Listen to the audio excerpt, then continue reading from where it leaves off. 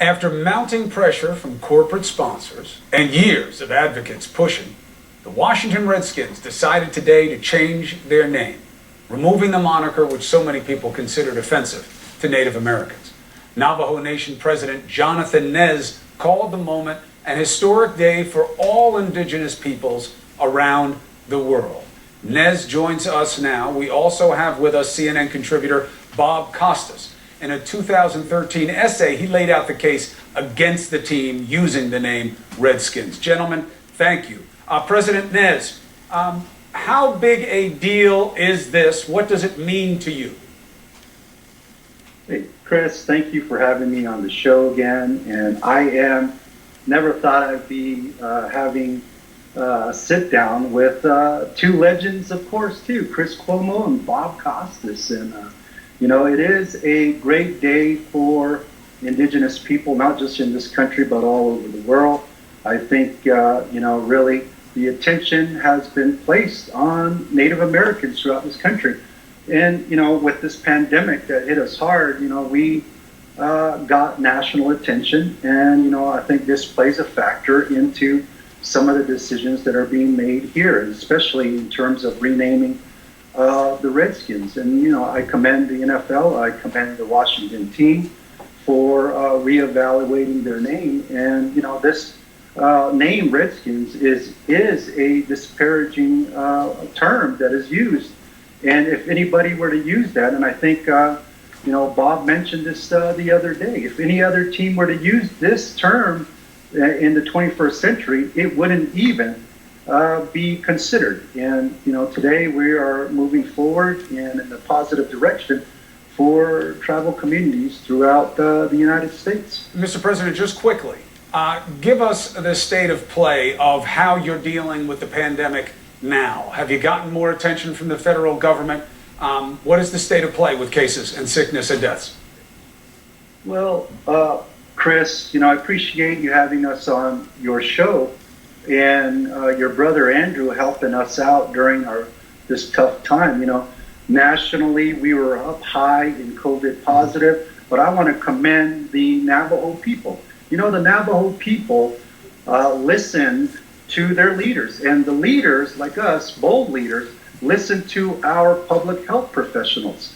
The public health professionals said, wear masks, social distance, wash hands, and stay home. And many of our public health orders have followed in that recommendation. And we actually even mandated some of these provisions, like wearing masks. Back in April, we mandated our people to wear masks, and we're still in shelter in place. We do 57-hour weekend curfews.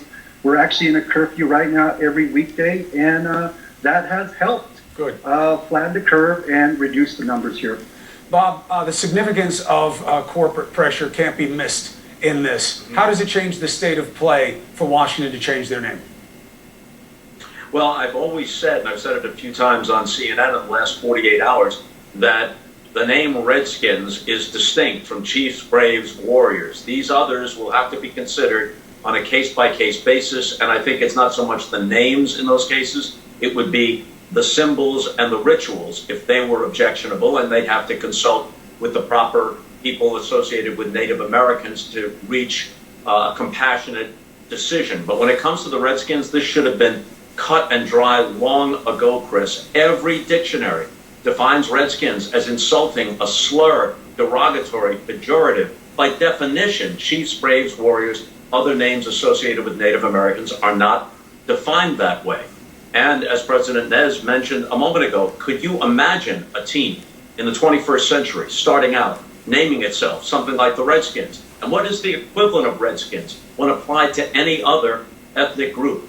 It's a shame that it took this kind of pressure, corporate pressure, not so much the building sense of social justice and the re-examination of some of the names associated with various teams and entities. That wasn't so much what brought it about. And it wasn't that all of a sudden they saw the light.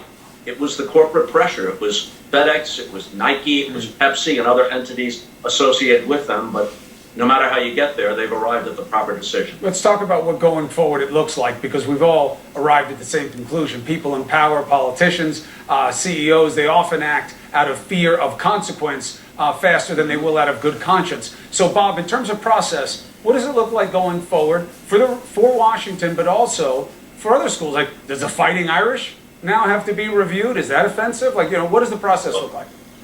They're calling themselves the Irish now. Some people may call them Fighting Irish out of habit, but officially they call themselves the Irish now. And just as two examples, the Florida State Seminoles have a happy arrangement, so far as I can tell, with the Seminole tribe, and they have approved of that relationship, of the name and of the ritual. St. John's changed. St. John's were the yeah, Red, St. John's and now they're Red Storm. St. John's, yeah, and my alma mater, the Syracuse Orange, used to be the Orange Men. So there have been lots of changes. In fact, Miami of Ohio, as I recall, was until some years ago actually named the Redskins, and they changed their name as well. So I'm not sure exactly that it's a one-size-fits-all thing. Right. But when it comes to the Washington team, I know that President Nez has suggested the Code Talkers as a possible new name because it pays tribute not just to Native Americans, but Native Americans as patriots, because the Code Talkers played an important role in our World War II Huge effort. in the war effort. So let me do this. Yeah. I'm out of time for this, but this is a continuing conversation because it's how our culture will move. Bob, welcome to the family. It's a pleasure. You know, I've been a fan of yours for a long time. Mr. President, I told you when we first spoke, you can't be forgotten. You're part of the family. And either we all make it forward together here or none of us will. You're always welcome on this show. You always have the platform. Thank God your constituents are listening. But we wish you the best. We know you have a big fight. President Nez, thank you. Bob Costas, welcome and be well. God bless both of you. We're coming back. Points of collective ignorance. Because look, here's an easy test. You and I want to start a team today. We're going to help kids out east. And we want to name our team the Redskins.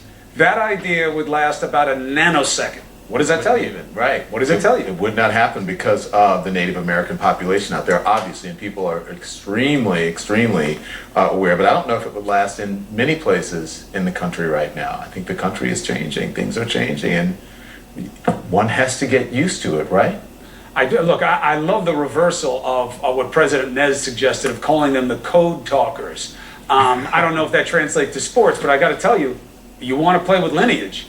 I mean, what a difference in the war effort it was for us to have that advantage of an indigenous language that nobody else could decode. But it does show what's your process. How far does it go will be a key consideration. Yeah.